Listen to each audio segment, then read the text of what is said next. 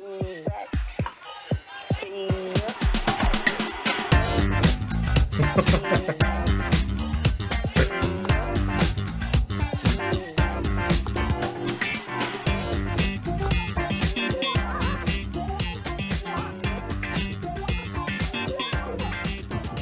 back to the movies, and we are all together again. It's good to see everybody. It's good to be back in studio. And as always, where some use tomatoes and others use thumbs, we use the stuff that gets you drunk. That was such a good sound effect that I'm actually proud of myself, and I know I shouldn't have acknowledged it. I should have just acted. I should have just acted like it was natural, but that's not our show. I made that hook shot. You guys all see that hook shot I made? You guys saw that, right? Welcome back. I appreciate you guys letting me zoom in from outer space to be here. I was on an airplane. Because asteroids. If you didn't see, for asteroids, exactly. Zoomed in from a different planet, from outer space for Asteroid City.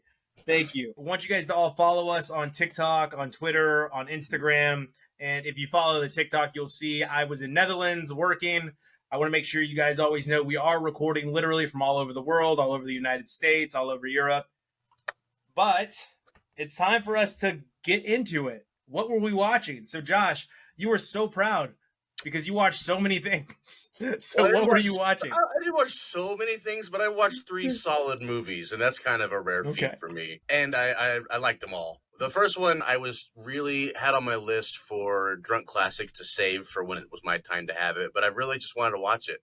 So I watched Glory with Matthew Broderick and a 19-year-old Denzel Washington or something like that. And a 71-year-old Morgan Freeman. Yeah. Well, I looked it up. He was 55. And I was like, why didn't he look young? If Denzel looked so young, it was because he was 55 in 1989, I think, is when he came out. Great movie, though. I'm not sure if you guys know. It's the story of the Civil War, the first black company in the infantry. Mm-hmm. They were heroes and cool guys. It's actually known to be or regarded as one of the most accurate Civil War movies, historically accurate. But it's based on true events, and it's not based necessarily on their true stories. So they give Denzel the character of been on the run his whole life, and he doesn't trust nobody. Honestly, I think he did such a good job. He made one single tear fall out, and I think it gave him an Oscar, or it should have. They had the actor. I wrote his down his name. Sorry. I didn't write down his name. Well, you already said Sarah Jessica Parker's husband. Holt from Brooklyn Nine-Nine. He's in it. And gotcha. Very young, and he played the character who's 3 generations freed. So he's a Northman, very highly educated, and he volunteers to join the army under his friend, who's the general, Matthew Broderick. And he's fresh out of Ferris Bueller's Day Off, very young.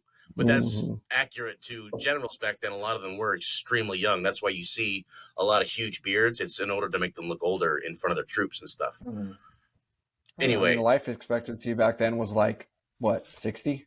Yeah. Lower. So that whole movie is about training this black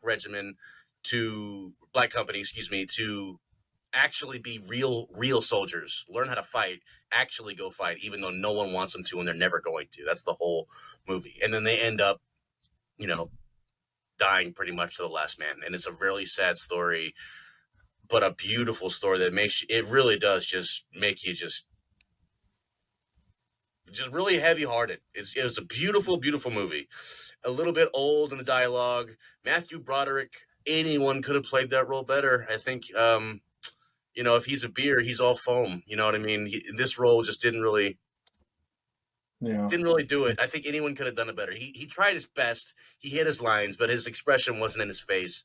The only thing that I do appreciate is he did a really good job of showing war weariness, and his character struggles a lot with these people. They're playing with guns, and they do the whole thing. Who do you want there, though, to play a young rich kid that's defying his family? Maybe the same look would be Tom Cruise, John Cruise. Okay, so Cusack, maybe. Tom Cruise actually might be perfect for it at that age, perhaps. Just because, I don't know if you remember Last Samurai, where he's teaching the men to shoot, and he says, make this man shoot me. and he like coming at him and start firing his gun to show they're not ready for war yet. Like they're not ready. Remember that scene? Very iconic. The same thing pretty much happened in Glory. I think they got the idea from Glory, perhaps. So they're all showing off the sharpshooter guy, and then he goes up to him and he says, reload faster, and he starts firing a revolver in his ear. And that was a really good scene. He's like, faster. That was a pretty good one. But otherwise, he doesn't really hit those emotions. But anyway, I don't want to go all day about Matthew Broderick and stuff. Everyone did at least a good job. The whole movie was great. A little bit dated in just the film style, but I still give it a popcorn and 3. Everyone should see it. That's about it. Next, I watched. The one line I liked. He began with it, and this is actually what the real Colonel wrote: "We fight for men and women whose poetry is not yet written." I just thought that was a beautiful line to start a movie with. Okay, next I watched Palm Springs on Hulu. It was a 2020 film, and for COVID, I kind of pretty much went media blackout, so I didn't see any movies during COVID, so I'm kind of catching up. Palm Springs was a pretty popular movie. Adam Sandberg and Kristen Milioti, I think her name is. Kristen Milioti. I'm not sure if I'm pronouncing that right. You might remember her from that episode of Black Mirror. That was great. She was on that terrible show, How I Met Your Mother. That one episode of Black Mirror? Yeah. You know the one. The spaceship one. She was great in it. Oh, okay. With fake Matt Damon. What's his name? What's the actor's name? Jesse Plemons. Jesse Plemons. Yeah, so he was in that episode. Anyway, great movie. It's basically another take on Groundhog Day. I did think they did a cool twist. More than one person can be going through the same day in this scenario. It's not just one person having Groundhog Day. It's him and other characters. One of them is evil. Pretty good story, a lot of fun, laughy. It's very laughy, and it gets you thinking a little bit more about the whole Groundhog Day thing. I think people might get tired of that plot tool, Groundhog Day, like live, die, repeat. But as long as Naked in a fresh way, Naked with Marlon Wayans, I haven't seen that one. I think as long as you use that tool in a fresh way that makes you think about it in at least at a different angle, then you're not really wasting anyone's time. Decent love story in the end. I give it a popcorn and 1. Yeah. Who plays the psycho guy that keeps trying to kill him? Is that Michael Simmons. Shannon? Oh, J.K. Simmons. That's right. That's right. Yeah. And Whiplash, so cool. That's your boy. That was your drunk classic. Was Whiplash? They actually They do a really good job with that, with his character, because he's a villain, and they give him such. I said like Jumanji because the bad guy in Jumanji, who's always hunting Robin Williams, had that kind of, at least when you're a kid, like there's a terror feeling to it. And he was a terrible, like, you don't want to see him on screen. It's scary. But they don't show you much. They just show you a little bit of how terrible he is. And then most of his film time is what happens after the fact and stuff. Anyway, it's a lot. It's fun. I liked it. Good movie, popcorn and 1. Lastly, I watched Spin Me Round with Allison Brie. A lot of people were in it. Zach Woods, Tim Heidecker. That was pretty cool. Molly Shannon played a good role in that. Fred Armisen just popped in for a little sub role. It was done by the Duplass brothers. I'm not sure if you know the Duplass brothers. They've done great stuff on HBO. Room 104. Room 104. Tomorrow, the movie about time travel. No. Anyway, it had Aubrey Plaza in it as the main character, I believe. About time travel. Yeah. Anyway, this movie, Spin Me Round, was pretty good. Allison Brie, I think, has taken the role from Amy Adams. She's the new every woman. Like she can just play a regular dude. Totally. Every woman. Like just the average, like not a great self-confidence type of character in some way. She's done a lot of those roles and she does it really well. This is a one where she's in an Olive Garden. She gets invited on a trip, and it's like a romance and almost like a romance novel is the assumption. But it ends up being not quite what she thought. It's kind of more of a scam for marketing purposes. She basically wins a trip to Italy, and she's like, "Oh, I'm gonna go to Italy. I'm gonna fall in love and reinvent myself and all this." And it turns into being this really weird scenario, and the whole plot like takes a total left turn at the third act. Like, what's going on in the third act? I wasn't mad. I was just surprised. Like, what? Now it's kind of a scary movie, like thriller in some way. And then, oh no, never mind. Just kidding. Like, it's. I don't know. It's really interesting. I would definitely watch it again just to get a better feel of it. It's really cool. What's Making going fun on? of Olive Garden a lot. Yeah, I was gonna say, is the scary plot twist that they're at Olive Garden, they win a trip to Italy, but they can only eat at Olive Garden? Well, that's kind of the plot, actually. They go there. She pulls up to this really nice mansion. Oh, this is beautiful. And then they take a right, and they're at basically a Motel 6 in the middle of Italy. And then their 5-day vacation they've been offered is basically just learning how to make Alfredo in the meeting room of the hotel. Like strict But rules. they don't even eat Alfredo in Italy.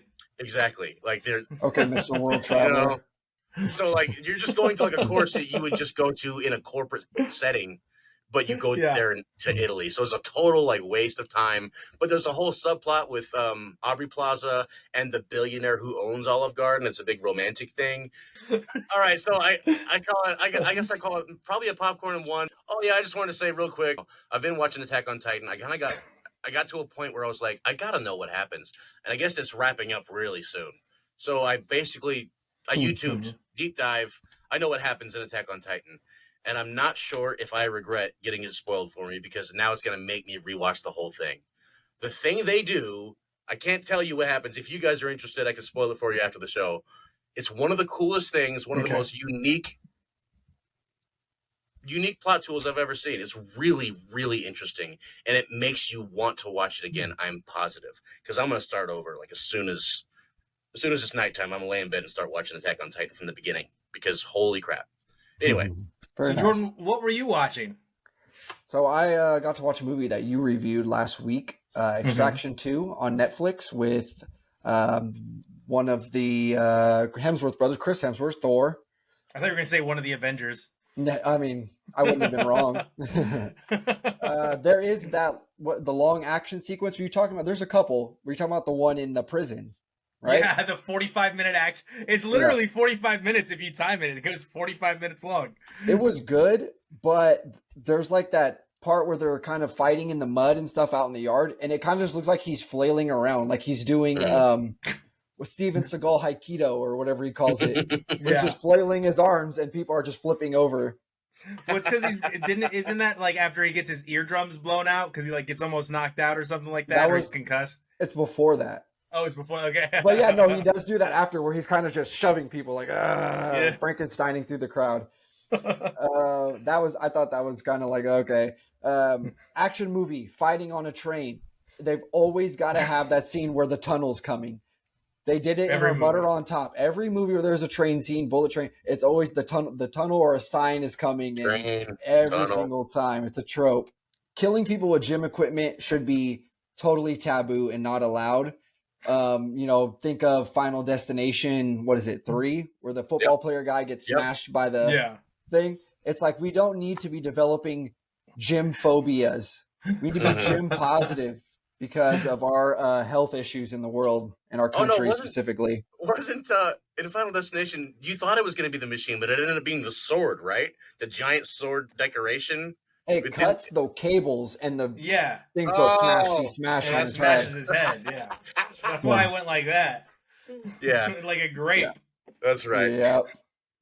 But no, Jordan, you're right, because every time I see those videos in gyms that go viral of like fights breaking out in gyms, in my head I'm always like, that's so dangerous. Like fight anywhere else. Oh yeah. Yeah, don't fight in the gym. Exactly. I'm far from a meathead, but just leave the gym alone. That's like I don't want to see fighting in the church either. I'm not religious. Just don't do it.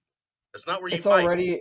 It's an uncomfortable place. Honestly, kind of. It's it can be a very intimidating place. So it's just like, I don't like negative representation of gym in movie fight. It was cool though. Don't get me wrong. It was a cool scene. The way it was creative. The way he was killing people with ellipticals and stuff like that. Gosh, there's a movie I watched that now I can't even think of it. It was an action movie like Jason Statham where he's fighting people in a gym, and I cannot think of the movie. Transporter? Is it a transporter scene where he goes in the gym and he's like fighting a bunch of like Russian dudes that are working out? I can't even remember now.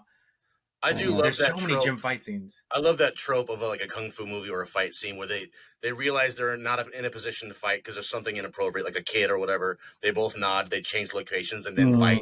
I love that trope. Yeah. It's entertaining and fun, but not very deep. As Fry said, there's going to be a sequel, and honestly, I'm here for it. I thought it was a good popcorn and beer. Okay. Yeah. I think that's what I gave it to. I think so. Yeah. Next, I watched Disappearance at Clifton Hall on Netflix. It is an IFC Netflix movie, so very indie, slow-paced kidnapper mystery movie with the main character who's just a complete pathological liar. It's infuriating. Niagara Falls is in it. Oh, these are just my hot button words that I use to describe the movie, so get ready for this. Niagara Falls, a really strange failed one-night stand scene, a tiger, magicians, a naked handicapped man chained up in a hotel closet. Wrap your mind around that. Oh, that's what you can expect from this world-class film. It's randomly Halloween, and like the movie's going on, and there's no alluding to it, and then it's just randomly there's a Halloween scene. Like they needed to add something to spice up the background of the movie. It's so inconsequential to the movie. And of course the trope where she gets followed into a fun house. You know, she goes into the mirror house. The mirror house. You have to go in a house of mirrors, or like something where clowns are going to pop up and be like, so you think someone's going to kill you. It's so easy, and it's almost rude if you don't do it. Like the merry-go-round, that's where you're going to have this scene? I don't think so. On the Gravitron? You're going to try to kill me on the Gravitron? Hold on. Actually, you know what? That might be a great scene. Cool. Because now you're stuck in the wall and the killer's just walking around and you can't move. You're just stuck. That would actually be great. All right, hear me out. Zuckerberg and Elon Musk are supposedly going to fight. Make them fight in the Gravitron, please. No, you didn't hear? Elon Musk's mom called off the fight. Oh my god. All right, sorry. Wow. Go ahead. That's all right. But I think Josh and I just wrote a horror scene. Right. Yeah. I'm gonna see if I can make some storyboards for that, because that sounds great. Yes. Netflix, call us. When the movie, it does that thing that I hate, where when the movie can't pick the one suspect and be definitive, as the perp, it just makes it everyone, and throws like an unnecessary twist in there just for like, I don't know what they were going for. It's super what's the word, like, doesn't give you closure at all. Just you're left. You're not satisfied. It's unsatisfying. Not at all. Yeah, very. I give this a popcorn. Wasn't it you last week, Jordan? Was it you last week or the week before where you said you're tired of this TV show trope or movie trope where they've decided like they're not going to give the audience closure, like that you're over that? I mean, I don't know when I said that, but it sounds like, yes, that's something I agree with and sounds like something I've said. So sure. Okay. I thought you said it like last week's episode or maybe a week before where you said, I'm so tired of them just deciding they're not going to give closure in a film. Yeah. It's like a big middle finger right at the end. It's one thing to make you think really hard. It's another thing to just be rude, or lazy. Now you're just being rude, man. All right. What was the last one you saw? The last one. Oh, what did you give that? Sorry. Popcorn. No, I gave it a popcorn. Okay. Yeah.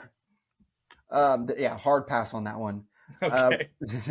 I watched classic RoboCop. Never seen it before. The 1984 RoboCop on Amazon Prime. I have a bad joke in here. You can cut it if you feel like it's a little bit too much. But RoboCop, the only one that isn't a bastard? Question mark. The 80s had this fascination with these dystopian corporate tech action futures movies. Yeah, where it's always the CEO of this company that's you know what I'm talking about. Mm-hmm. If you've seen any 80s kind of action movie like that, it's Evil Overlord. Yeah, Running Man. Name it. It's Tank Girl. They love that. Counting money. Let's create something that will destroy everything. Yeah. Or they just have no scruples. They're like completely. Well, I mean, maybe they were predicting something in the 80s, but it's kind of working. Oh. Yeah. I mean, they weren't making that up. Elon Musk. Yeah. Very young Peter Weller, his breakout later to be typecasted role. I feel like he played he plays like the cop, kind of sinister cop guy, and everything else he's ever been in. I think he's a little more well known now for like his older man roles than he was back then. Yeah.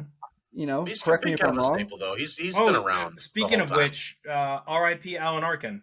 Speaking of old man roles, R.I.P. Yeah, you said that and jogged my memory because I pretty much only know Alan Arkin from old man roles. Yeah, there's some out there. Some guys they hit it really big. They become like you said, a staple later on in life, and that's awesome. Kurtwood Kurtwood Smith, sorry, aka Red from that '70s show, is the bad guy, and I hated it at first. I was like, oh God, him, but actually he played it very well. He is pretty crazy, and he brings like a decent, good energy. He's not dry like Red. Like I couldn't separate him from that character, but he was actually it grew on me as the movie progressed. The effects do not hold up at all. The big giant robot. I mean, RoboCop looks pretty cool, but the big giant robot things look terrible, and like they make lion and like squealing pig noises and weird stuff. And then the way that he defeats it is it just like he just goes into a stairwell and turns a corner, and the thing just falls over and dies and gets stuck. Pivot. Meanwhile, he has about the same range of motion as the thing. Anyway. One of my favorite scenes is there's a convenience store getting held up, and the clerk is like, we don't have it. He's like, where's the safe? Give me the money. He's like, we don't have a safe. And the guy just looks and kicks over a stack of empty beer cans, and his safe is just behind it. It's like, what's the best place to put a safe? Behind a stack of empty beer cans. No one buys that beer. We're not going to say which beer because they could, potential sponsor in the future. Because I do know which beer it was, but we're going to leave that alone. The ending is absolutely absurd. I forget the line where they close out with, where it's just like, you got it, dude, or something to that effect. And he just kind of walks off and the movie ends. Like, I give it a popcorn. Okay, a popcorn for that. Well, I'll be quick. RoboCop's cool. I was watching, RoboCop's cool, and we'll probably do more RoboCops as time goes on, as the podcast continues. There's quite a few, right? There's 3 in the 80s, and then there's a new one that came out a while back. So you have a TV show for a while? And then it was a TV show. Yeah, you beat me to it. Yeah. So I watched Muscles and Mayhem, an unauthorized story of the American Gladiators. You get to see from the beginning to end, soup to nuts, right? Exactly what happened with American Gladiators. It appealed to me because it was one of my favorite shows growing up as a kid. And I saw why they really played 2 children, and where the show went wrong and where you see it go wrong in the documentary is they stopped doing that. They forgot that it was almost like athletes. Like, you get your favorite athletes with a sport and you follow those athletes. And that's what we did with the American Gladiators. Now, you could see they were totally taken advantage of, like you saw, Jordan, in your documentary. They didn't get any merchandising, and the company refused to do it. To this day, they say they didn't make there was not a lot of money in the merchandise. And I'm like, they're still lying.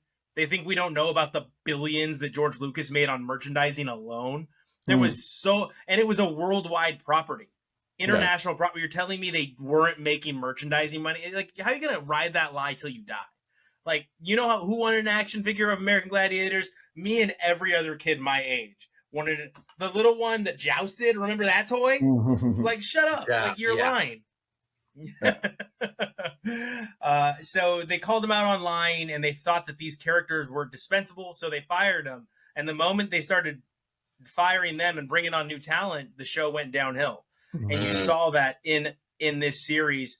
Now, Nitro is a motivational speaker now, and he does a lot as far as self-improvement is concerned.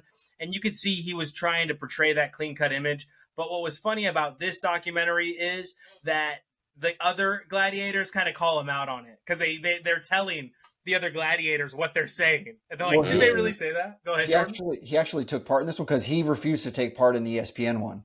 Yeah, he did this one. Okay, I think because it was more folk centered around the guy that started it, and he has hardcore beef with him. But go on. Yeah, and this one was really centered around like Nitro, Gemini, and Laser.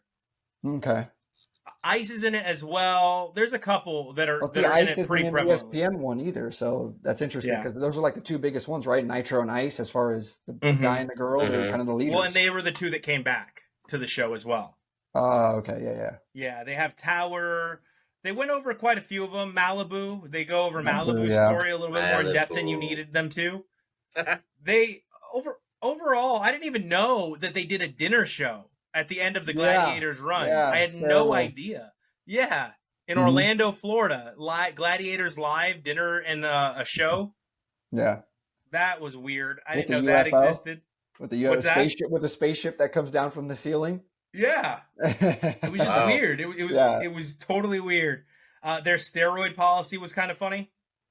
I thought that was pretty hilarious. But at the end of the day, I am just tired of documentaries being 5 episodes. I'm done. I can't anymore because typically the information is totally useless that they're providing, and it could have been provided in like a 10-minute segment, and I'm over it. I'm just so over it. I can't anymore. Yeah. And that leads me to my next review, Hijack. This is a movie. It is not a TV show. And it's so much the premise of a movie that I literally clicked it to watch because I was like, I should get a movie in for this week's Popcorn and Beers, something on streaming. This is on Apple TV Plus. Super formulaic. Oh, we're flying from Dubai to England. What happens? The airplane gets hijacked. Oh, cool. 1.5, 2-hour movie in. I'm out. I'm on with life. Nope. It's a TV show. So I watched the first 3 episodes. I'm going to tell you right now, it's a popcorn for me. It's not very creative, not very inventive. Only difference here, I'm not spoiling it for anybody. Idris Elba is not a sky marshal. He's a negotiator for business, and he means business. So that's it. That's the whole show. You just learned about the show. The whole show isn't on the plane, right? Did they get off the plane? It's not yet. Whoa. There is stuff going on with the air traffic control systems. Oh, but that's it. That's all you get. Air traffic control. Hard pass. And he was able to get one text to his wife before they shut off the Wi-Fi.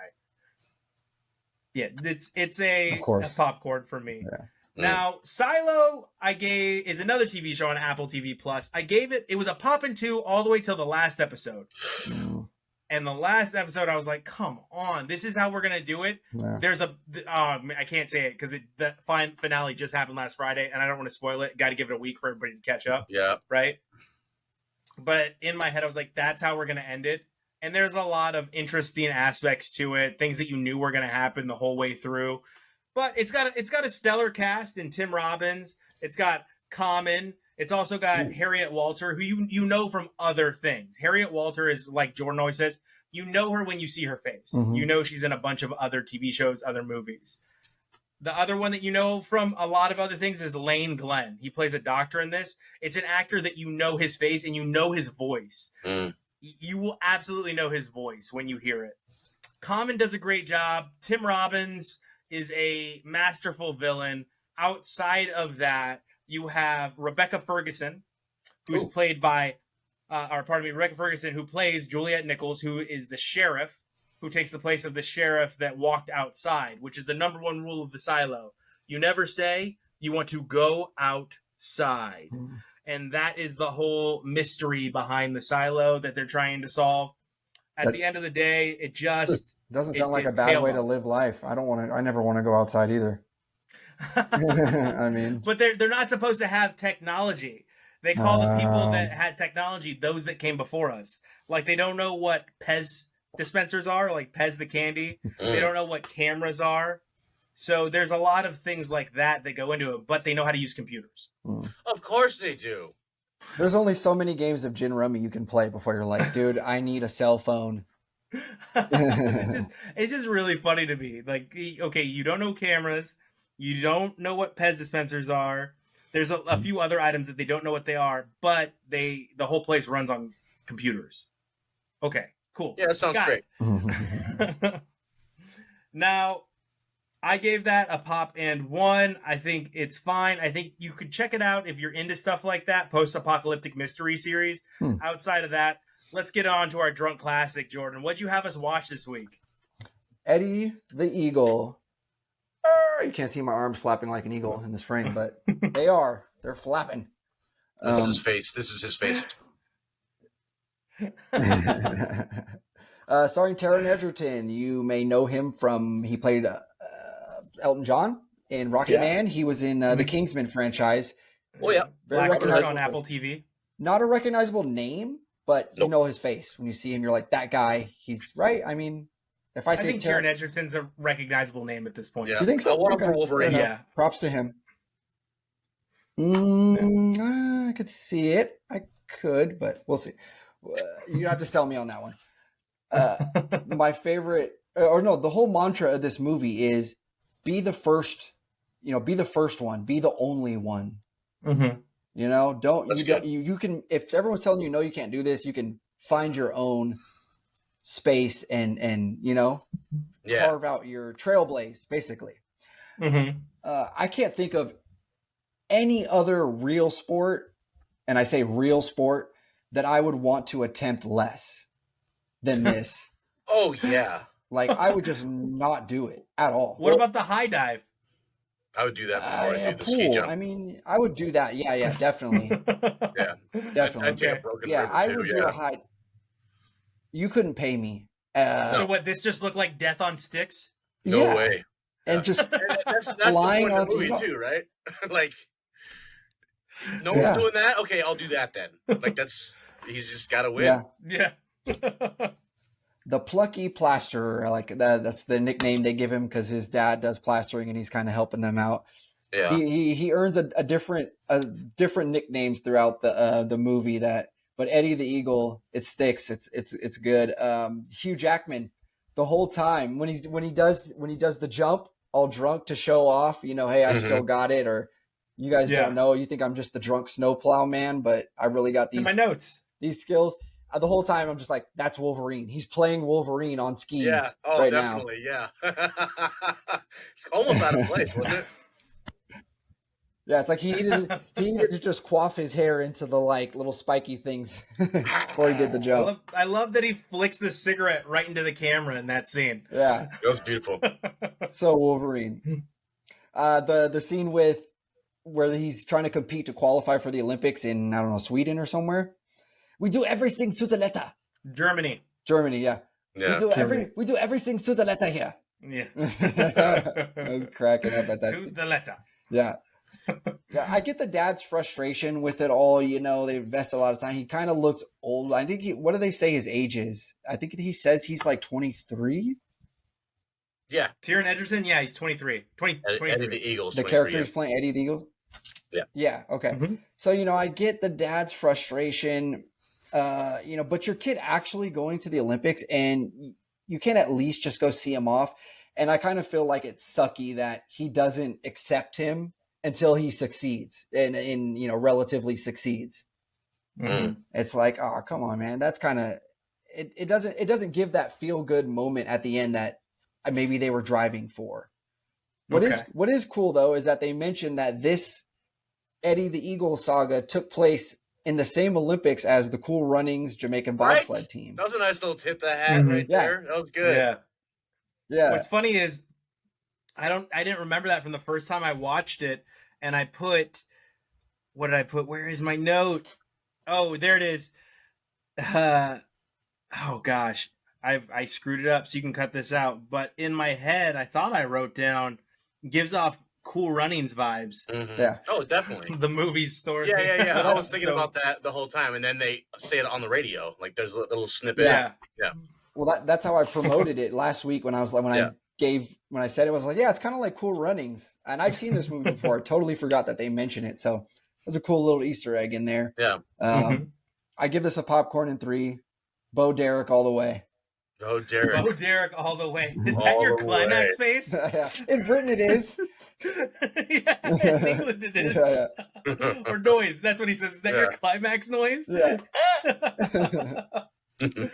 I had very similar notes to you. So It's a story of a dreamer. I put a lot of it. I can relate to a lot of it. I mean, he doesn't want to let himself down, but his mom believes in him so much. I think that's a piece of it. Why he doesn't let himself down is because his mom keeps pushing him. So I could really relate to that because my mom was always encouraging me, like, even though I couldn't, that I could do anything I wanted to. You know, like, hey, anything's possible. You just got to keep trying.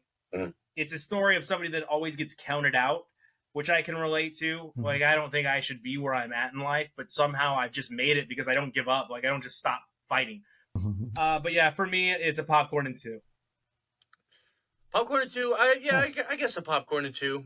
But on a good day, I'd say popcorn and 3 because it's a great sports movie, and it's a sports movie that tells a story not in the same way as you normally see. I mean, it is a story of absolute struggle, just like any sports story, but it has so much comedy in it.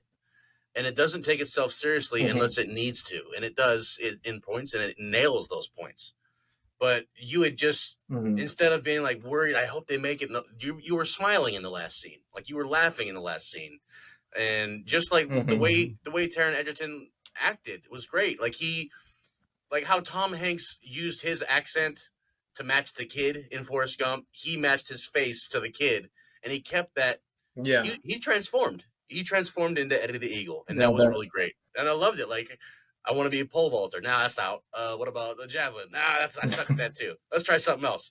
And he's like, no, never mind. I'm going to the Winter Olympics. I just love that whole, I don't care what it is. I'm going to kill it. I got to find the thing that I'm going to kill, and I'm going to kill it. And he did it, and it was just a beautiful, warm story. Popcorn and 2. Yep, great.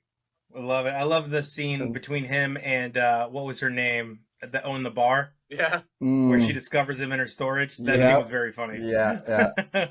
Like when he's talking to the coach in the sauna. Oh, naked.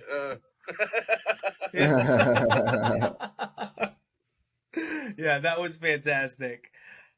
So not as good a thing to say about our butter on top this week, which was Indiana Jones, the Dial of Destiny, the story of how Archimedes defied time. Anyway, cut that. I probably spoiler alert. Anyway, no, it's the Dial of Destiny. They reveal that in the beginning of the movie. In the first 2 hours. I'll tell you this right now: the CGI, the CGI on Harrison Ford's face was so terrible that it was in the theater. I was audibly going, "Oh, it's bad!" Like I had to look away a couple of times. It reminded me of Kurt Russell in Tron. Remember Kurt Russell's face in Tron? Yeah. In the newer Tron, not the old Tron. But I was like, ugh, it doesn't look good. So for me, I would have preferred more cinematic sequences there. The plot very formulaic. We're always chasing the villains until we're not. We're just a step behind them. Oh, they just caught us, just barely. Like, okay, every single time. Why can't you just be better? I think that's why I like National Treasure. Because in National Treasure, they were always a step ahead of the villains. It wasn't he didn't always get foiled by the villain, you know? So in Indiana Jones, it's always the villain's right on them and they find a piece, but the villain's right there to take the piece away from them. Every time. All over again. Yeah. Every single time. Nazis are always going to be a great villain unless you voted for Ron DeSantis. So you can keep going for the Nazi villain over and over and over again, and you could keep including scores by John Williams. It's never going to get old. The scores were the best part of the movie. The scores told you how to feel. You get your classic dun dun dun dun dun dun, dun and then like the lower tones of dun dun dun dun when you see his hat and stuff like that. Dun, dun, So John Williams, John Williams killed it again. For me, it's a popcorn, maybe a pop and one because what was the young lady, the actress's name? I can't remember her, but she crushed it. She was great, but outside of her, it was fine. Yeah. It's, Harrison Ford though, you look great for your age, man, with the opening scene with your clothes off. He's been chopping wood, Bubba. Looks good. What'd you think, Jordan? I get it. There's a lot of really ridiculous stuff in this movie, and I mentioned it in the past when people hate very hard on the last movie that they made, the last kind of sequel. What is it? Crystal Skull, Kingdom of Crystal Skull. Kingdom of the Crystal Skull. Yeah.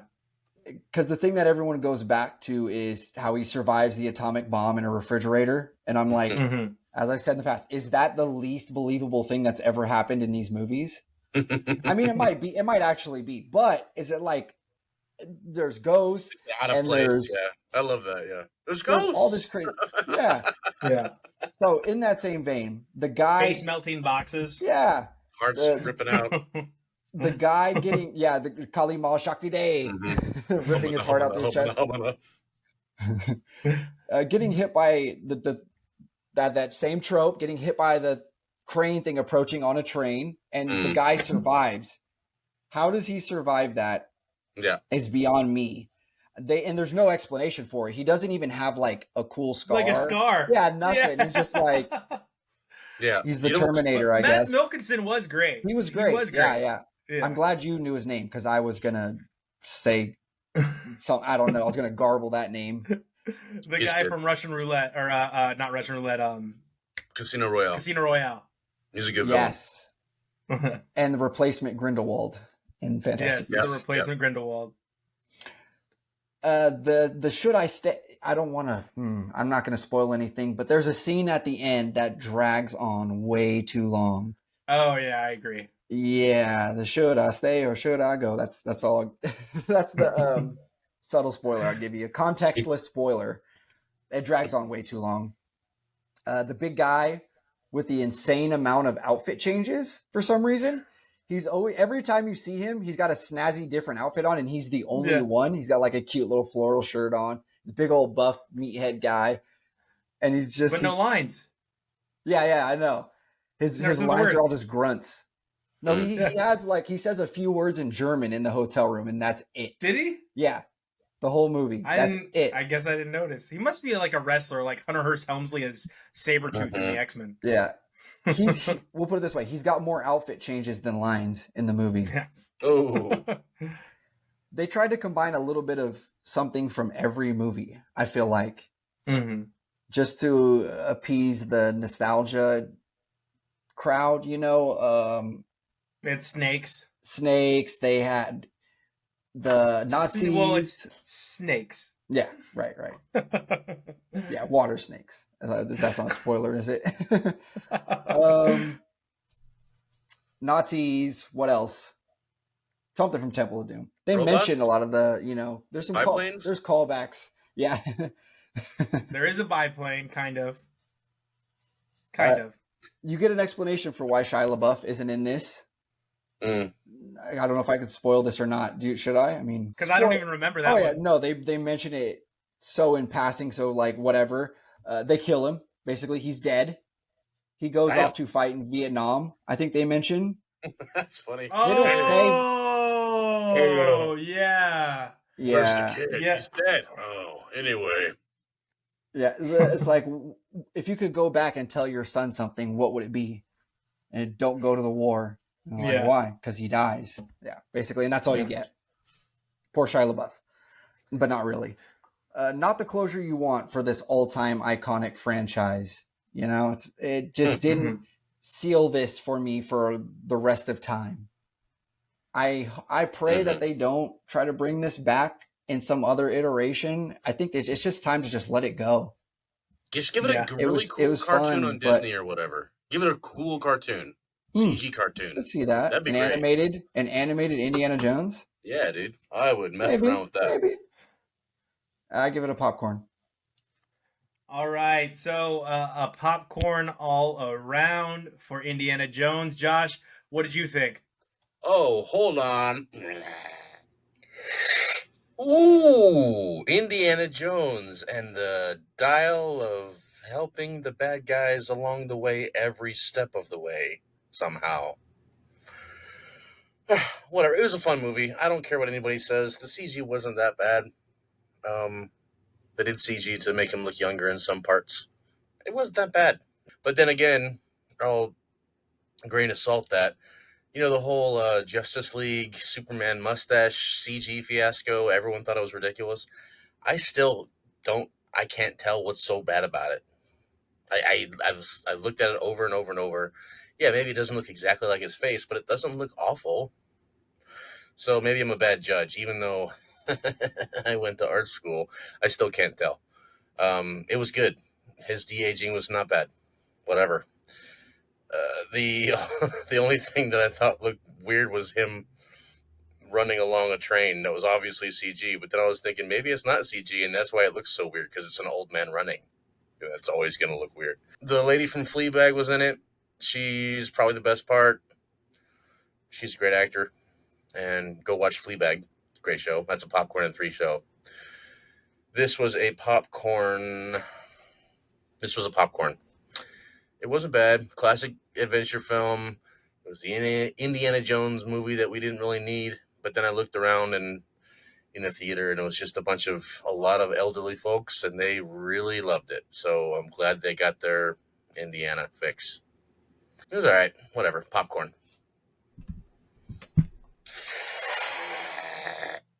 And that's what I think. Well, we appreciate you all joining us every single week. We are going to go to Elemental. We're going to go to the kids this week. Elemental came out this week at the same time as Indiana Jones. So we're going to go see Elemental now a week later and give you guys a review on that. It looks like a fun animated film. We want to make sure we're reviewing something for all ages. And it's my drunk classic this week. And since Indiana Jones was fighting the Nazis, I figured maybe we should fight the Russians and the Cubans and the El Salvadorians in the 80s with Red Dawn. Oh, we're going to watch Red Dawn. The original Red Dawn. Not the Chris Hemsworth Red Dawn. No, we got to watch both. Helmsworth. We got to watch both. So that's where we're at this week. We appreciate you all for tuning in. Thanks so much. And as always, we'll see you at the movies. You bring the popcorn and we've got the beer. Yeah, dude.